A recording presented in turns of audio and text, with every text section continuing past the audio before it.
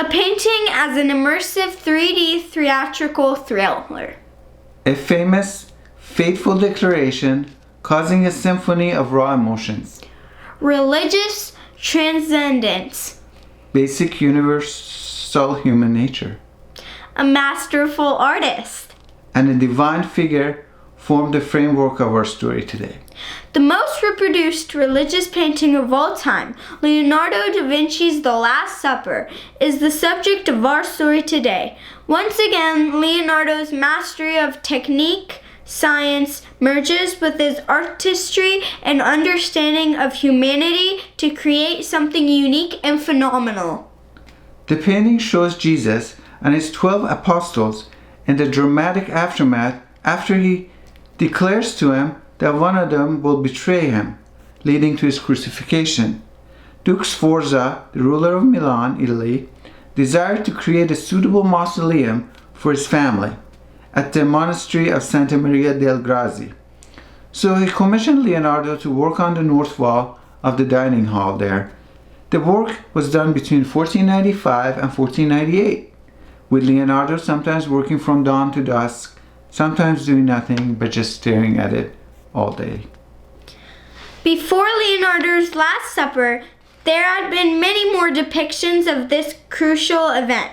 So what sets his version apart from the others? First, in terms of technique, Leonardo did not use the prevalent fresco style, which involved painting on wet plaster, because of which you only had a limited time per day to work. Instead, he used a combination of oil and tempera on dry plaster, allowing him to create vivid details and a realism that elevated his version over the dry and silent feel of the others. Compare with the fresco painting on the opposite wall of the dining hall, done around the same time, Crucifixion of Christ by Donato Montorfano.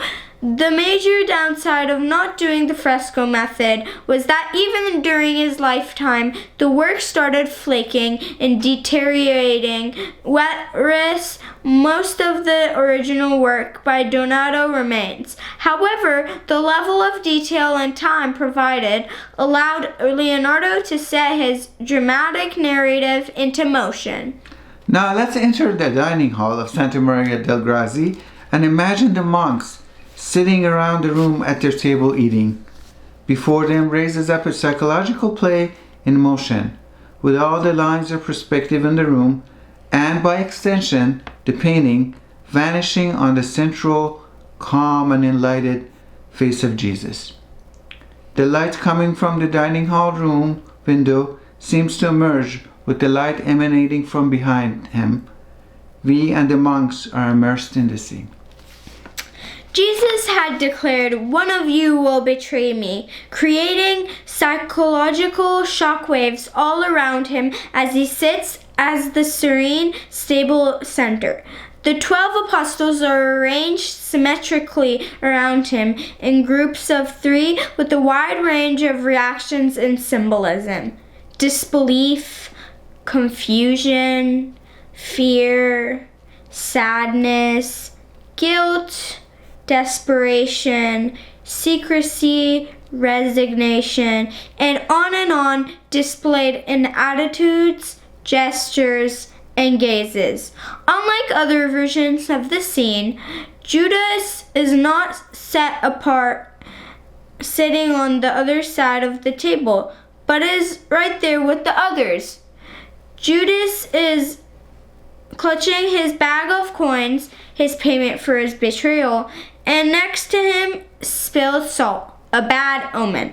He is also in shadows, turned away from the light.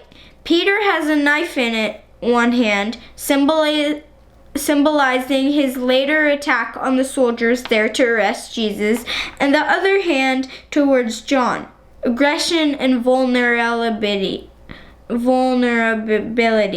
Thomas with his raised index finger, proof of divinity, or foreshadowing his doubt and need to see proof of resurrection?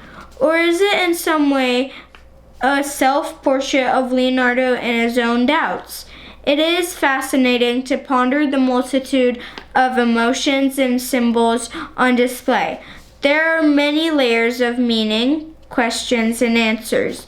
Other versions of the scene usually place divine halos around Jesus and the apostles' heads. Here, Leonardo does not do that, creating a more human and relatable. This emotional symphony is unfolding is inside of Leonardo's geometrically harmonious creation. His masterful use of perspective and chiaroscuro, contrast between light and dark, puts us right in the middle of the action. The fragile Last Supper has had a harsh history after Leonardo. Neglect, bombings during World War II, vandalism, the monks deciding to cut a direct door to the kitchen, destroying the lower part, the room being used as a stable for Napoleon's soldiers, various controversial restoration attempts, and so on.